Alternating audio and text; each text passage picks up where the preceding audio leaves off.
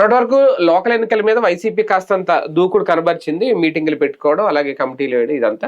ఇప్పుడు జనసేన కూడా ఒక అడుగు ముందుకు వేస్తుంది. మొన్న మధ్యన నాదెండ్ల మనోహర్ గారు చేసిన ప్రకటన తర్వాత ఇప్పుడు ఎక్కడికక్కడ వీళ్ళు మీటింగులు పెట్టుకుంటున్నారు. ఇప్పుడు తాజాగా నిన్న ఎన్టీఆర్ జిల్లాలో మీటింగ్ పెట్టుకున్నారట. అంటే గెలిచే సీట్లు ఎక్కడున్నాయి, ఏ ఏ కార్పొరేషన్లు గెలుస్తాం, ఏ ఏ మున్సిపాలిటీలు గెలుస్తాం, ఏవి ఎక్కడ సీట్లు కావాలి అనేది. ఇది రేపొద్దున ఒక డిమాండ్లో సాధన అవుతుందా, లేదు వీళ్ళు తమకి కావలసిన సీట్లు కూటమిలో ఉన్నారు కాబట్టి, కూటమి భాగస్వామ్యంగా ఉంది కాబట్టి తెచ్చుకోబోతున్నారా?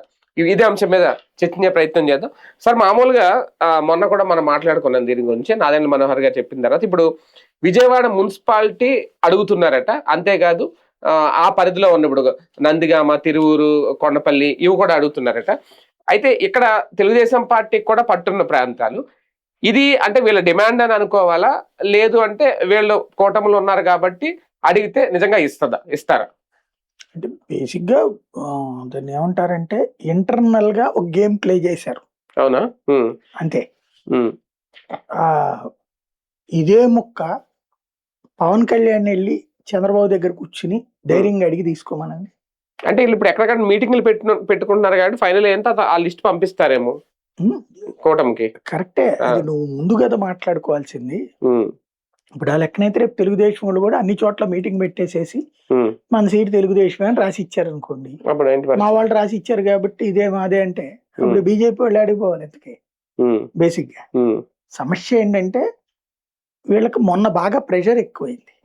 ఇది మొన్న నాదెండ్ల మనోహర్ మాట్లాడిన మాటలు ఏవైతే ఉన్నాయో దాని మీద బొలిశెట్టి సత్యనారాయణ స్టేట్మెంట్ ఇది బాగా ఎక్కువైపోయింది. అంటే బొలిశెట్టి సత్యనారాయణ చివరిలో ముందు వాళ్ళ పార్టీ వాళ్ళే నిలదీసిన తర్వాత మనం ఏది పడితే అది అడగడం కాదు, మనం బలంగా ఉన్నామా లేదన్నది చూసుకోవాలి, ఉన్న చోట అడగాలి, అంతేగాని అడిగిన తర్వాత అక్కడ ఏమి లేదనుకుంటే ఎట్టా కుదురుతుంది. ఏవో మాట్లాడారు కదా ఆయన.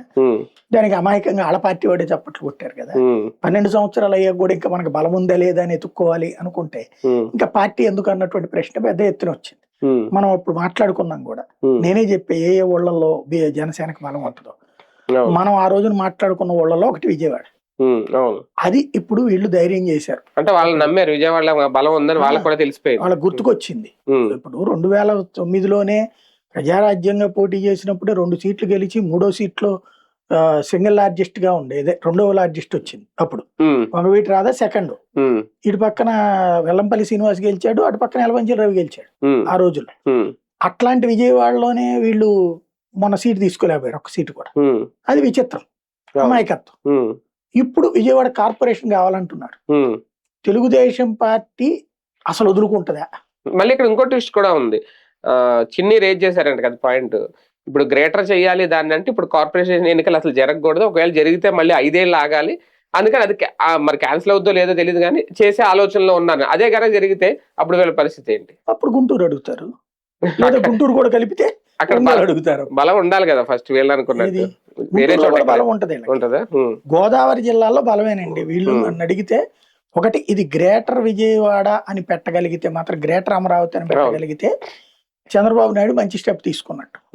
ఇది అమరావతి అన్న దాంట్లో విజయవాడ తీసుకొని దీన్ని కలిపేయాలి, విజయవాడని గుంటూరు కార్పొరేషన్ కలిపేయాలి, మంగళగిరి కార్పొరేషన్ మూడింటిని కలిపేస్తే హైదరాబాద్ లాంటి ఒక మహానగరం అవుతుంది. గుడ్. అప్పుడు వీళ్ళు అడగడానికి కూడా ఉండదు, జనసేన కూడా అడగదు. ఇంకా మేయర్ వస్తారు, అది టోటల్ మేయర్ వస్తారు, అయిపోతుంది. రెండవది బాబు మొన్న అన్న పాయింట్ సక్సెస్ అయితే గనక ఊరికి ఒక మేయరు ప్రత్యక్ష ఎన్నికలు, ఊరికి చైర్పర్సన్ ప్రత్యక్ష ఎన్నికలు, కౌన్సిలర్లు, కార్పొరేటర్లు. ఎందుకంటే ఇది నిరంతర బార్గెనింగ్ తప్పుతుంది. గతంలో 99లో ఆయన పెట్టింది కూడా అందుకే. ఎందుకు అంటే ఇప్పుడు నిన్న చూసాం, జగన్ దిగిపోయాక అనేక చోట్ల వైసీపీ వాళ్ళని కొన్నారు, లేదా భయపెట్టారు, మార్చుకుని కార్పొరేషన్స్ మార్చుకోలే. ఆ టైంలో కిడ్నాపులు, గొడవలు, రాస్తా ఎత్తుకుపోవడాలు, ఏంటి పెంట అంతా. ఒకసారి ఎన్నికైన వాళ్ళు ఫిక్స్డ్ గా ఉండాలి 5 ఏళ్ళు, అంతేగాని ఈ దరిద్రపు రాజకీయం ఏంటి? అది బాబు గారికి కూడా నచ్చదు. ఇవాళ బానే ఉంది, ఇవాళ మనం అధికారంలో ఉన్నాం కాబట్టి చేస్తాం. రేపు పొద్దున ఇందులో కార్పొరేటర్లు కొన్ని అవతలకి తీసుకెళ్తే ఏమైపోతుంది? రేపు 3 ఏళ్ల తర్వాత, ఇప్పుడు ఈ ఎలక్షన్ ఎండింగ్ అవుతుంది అంటే 3 ఏళ్ళు అయిపోయినట్టు దగ్గర దగ్గర. ఇంకా 2 ఏళ్ళు వీళ్ళు ఉండేది, ఆ తర్వాత 3 ఏళ్ళు ఉంటారు. ఇప్పుడు వీళ్ళు 2 ఏళ్ళు ఉన్నారు వైసీపీ వాళ్ళు. వీళ్ళల్లో మొత్తాన్ని లాగలేకపోయారుగా. అన్ని కార్పొరేషన్స్ లో వీళ్ళు 2, 3 గెలుచుకోగలిగారు కార్పొరేషన్. విజయవాడ కార్పొరేషన్ వాళ్ళ చేతిలోనే ఉంది కదా. గుంటూరు మార్చుకోగలిగారు, మేయర్ మార్చుకోగలిగారు, మెజార్టీ సభ్యులు మళ్ళీ వైసీపీ వైపే ఉన్నారు. ఇట్లాంటి సమస్యలు ఉన్నాయి. ఆ క్రైసిస్ రేపు పొద్దున మళ్ళీ వచ్చి అదో తలనొప్పి కదా. అందులో వీళ్ళే నేర్పారు ఒక పాఠం, బలవంతంగా లాక్కోవడం అని. ఇంకా వీళ్ళు కొంత మొహమాట పడతారు. వైసీపీ వస్తే బలవంతంగా ప్రలోభాలు గిలోభాలు కూడా ఉండదు, పీక పట్టుకునే మార్చేస్తారు అక్కడ. కాబట్టి ఆ గొడవ లేకుండా సింగిల్ గా మేయర్ ని గానీ చైర్పర్సన్ గానీ ఎన్నుకున్నారు అనుకోండి, ఇవన్నీ కామన్, నార్మల్ గా జరిగిపోతాయి, ప్రాబ్లం ఉండదు అన్నది ఆయన ఉద్దేశం. కాకపోతే దానికి మరి పార్టీ వాళ్ళు ఒప్పుకుంటారా? ఎందుకంటే ఒక మేయర్, ఇప్పుడు ఫర్ ఎగ్జాంపుల్ ఒక విజయవాడ మేయర్ 3 ఎమ్మెల్యేల కంటే ఎక్కువ. ఎందుకని 3 ఎమ్మెల్యేల స్థాయిలో కదా, అంటే క్యాబినెట్ మినిస్టర్ ర్యాంక్ అవుతుంది. రేపు పొద్దున వైజాగ్ మేడ అయితే 6 ఎమ్మెల్యేల పొత్తు. ఇప్పుడు అమరావతి అన్నారు అనుకోండి, దాదాపుగా ఒక మినీ ముఖ్యమంత్రి అంతే. ఎందుకంటే విజయవాడ, గుంటూరు, మంగళగిరి, అమరావతి 4 కార్పొరేషన్ల జనం, 4 కార్పొరేషన్ల లెవెల్. అంటే దాదాపుగా పావు ముఖ్యమంత్రి ఆంధ్ర. నిజంగా పరిస్థితి వస్తే ఆ సీట్ జనసేనకి వస్తుందా, ఇస్తారా? అదే నాకు ఇస్తారనుకున్నది. అంటే జనసేనని వీళ్ళు దెబ్బ కొట్టాలనుకుంటే అట్లా అమరావతిని చేసేసి దాంట్లో కలిపేసేసి చేస్తే ఇక విజయవాడ గురించి డిబేట్ ఉండదు. అప్పుడు వీళ్ళు నేను అనుకోవడం ఏ రాజమండ్రి, కాకినాడ అడుగుతారు అప్పుడు గ్యారంటీ. ఎందుకంటే కాకినాడ వీళ్ళకి ఆల్రెడీ మేయర్ వీళ్ళందరూ ఉన్నారు కాబట్టి వీళ్ళు అడుగుతారు అక్కడ. కాకినాడను రాజమండ్రి గాని లేదా విశాఖపట్నం అడగచ్చు. కానీ మున్సిపల్స్ మీద ఎందుకు అంత సీరియస్ గా దృష్టి పెడుతుంది జనసేన? మంచిదే, ఇంతవరకు అసలు పట్టించుకున్నటువంటిది రాజకీయాన్ని ఇప్పుడు ఏదో కొంచెం సీరియస్ గా పెడుతుంది. అంటే ఇప్పుడు ఎలాగ సీట్లు ఎంపిక చేసుకోవడం, ఎక్కడ గెలిచా చూసుకోవడం, ఎంత కసరత్తు చేస్తుంది దేనికోసం అంటే తప్పదు కదా. ఇప్పుడు తెలుగుదేశం ఆల్రెడీ చేసేసి కూర్చుని ఉంది, ఇంతవరకు చేయలేదు. నన్ను అడిగితే ఇప్పుడు మాట్లాడుతున్నారు. కసరత్తు అంటే ఏంటి? ప్రతి డివిజన్ కి మన ఆప్షన్ ఎవరు దగ్గర చేతిలో ఉండాలి. బీజేపీ వాళ్ళని అడగండి, లిస్ట్ తీసుకుని వచ్చి కూర్చుంటాడు, ఇమ్మీడియట్ గా వచ్చేస్తారు కాగితం తీసుకుని.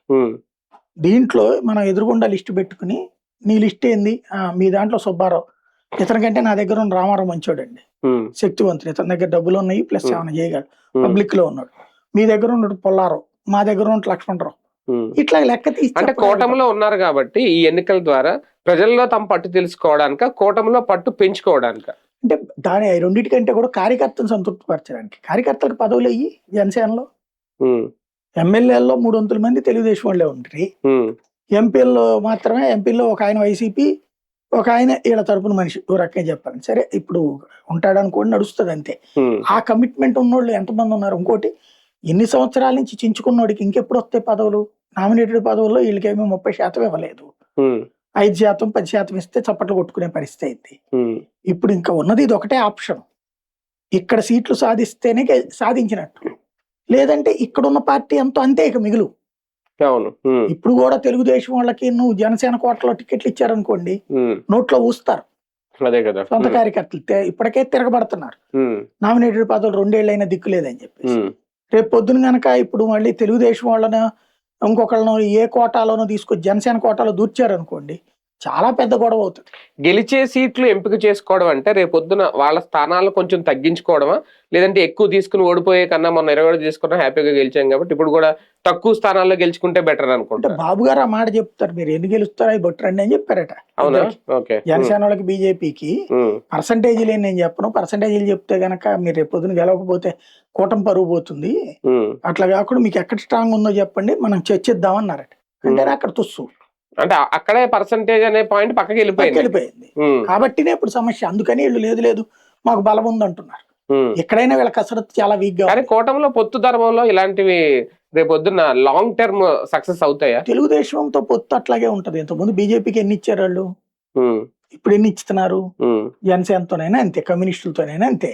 తెలుగుదేశంతో పొత్తులో అది ఇస్తే తీసుకోవడమే కానీ అడిగి తీసుకునే సీన్ ఉండదు. రేపు పొద్దున్న నెక్స్ట్ ఎలక్షన్ జరిగినా, లేదంటే 2029 అయినా ఇదే రిపీట్ అవుదా? ఇప్పుడు దీనికి ఓకే అంటే ఎప్పుడైనా అంతే. వీళ్ళు కాదని ఎవడన్నారు? వీళ్ళకి అంత దాన్ని ఏమంటారు, వెన్నుముక్కలు ఎక్కడ ఉన్నాయి?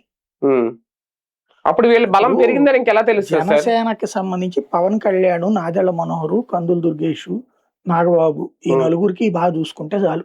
ఉమ్. మిగతా వాళ్ళది ఏదన్నా ఇస్తే వాళ్ళ అదృష్టం, ఉమ్. రాకపోతే వాళ్ళ దురదృష్టం. వీళ్ళు సపోజ్ ఒక 20 స్థానాల్లో గెలుస్తామని నమ్మకం ఉంది, తీసుకుంటారు.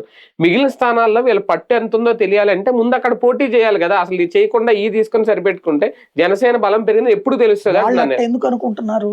మనకు అక్కడ లేదు కాబట్టి తెలుగుదేశం మనకి డిసైడ్ చేయాలి. మనకు మార్కులు వేసింది టీడీపీ, మనం కాదు. ప్రజలు కాదా?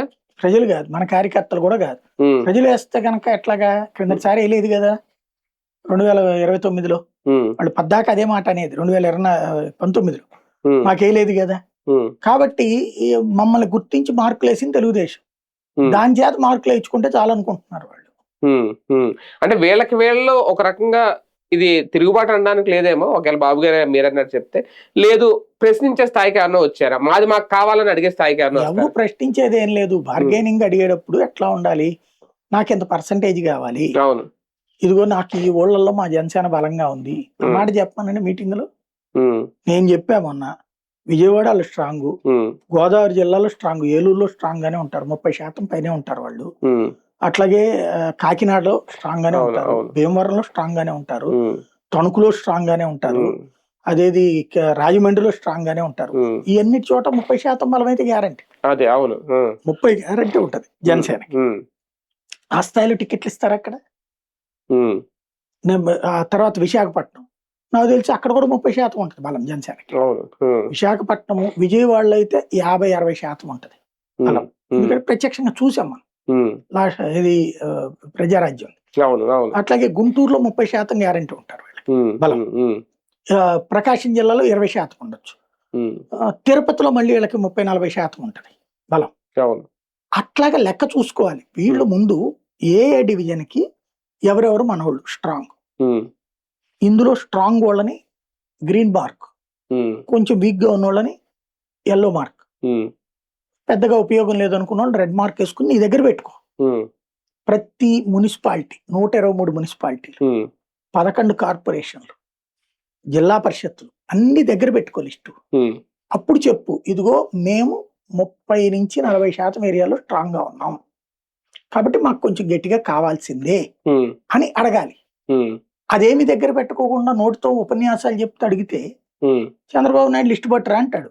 కోర్టులో కనుక నువ్వు అఫిడవిట్ అయ్యి అన్నట్టుంటది. అది సాగుతా ఉంటది విచారణ. ఈ లోపు ఇలా తీర్పు కూడా ఇచ్చేది. అట్లాగే ఇక్కడ ఎలక్షన్స్ కూడా అయిపోతాయి. రేపొద్దు నిజంగా లిస్ట్ ఇస్తే ఇంకా లైఫ్ లాంగ్ వీళ్ళతో పొత్తులో ఉన్నంతసేపు ఈ సీట్లు జనసేనకి, ఈ సీట్లు టీడీపీకి ఇంకెలా ఫిక్స్ చేసుకుంటారా? అది కూడా ఉండదు. రేపు పొద్దున మళ్ళీ జనసేన ఒక చోట ఫిక్స్ అయిపోతుందంటే సీటు మార్చేస్తారు బాబు గారు. అప్పుడు మరి వీళ్ళు ఎలా ఒప్పుకుంటారు? వీళ్ళకి పట్టున్న బలం ఉన్న చోట వీళ్ళే కదా ఇచ్చారు. ఎగ్జాంపుల్ క్రిందసారి కందులు దుర్గేష్ ఎక్కడ రాజమండ్రి పట్టు ఉంటే తీసుకొచ్చి ఇక్కడ ఇచ్చారు, మార్చారు. ఇప్పుడు మార్చారు అనుకోండి, రేపు పొద్దున ఇచ్చారు ఆయనకి రాజమండ్రి నుంచి. ఇప్పుడు అక్కడ ఇచ్చాం కదా, అట్లాగే రేపు పొద్దున ఇంకోటి అంటారు. అంటే అప్పుడు బుచ్చయ్య చౌదరి గారి గురించి మార్చారన్నారు, ఆయన పట్టుబట్టారు కదా. ఏం కాదండి, మేము అన్ని గెలిచే ఎందుకు ఇస్తాం, ఓడే కూడా కొన్ని తీసుకోరా అని అడిగారు వాళ్ళు.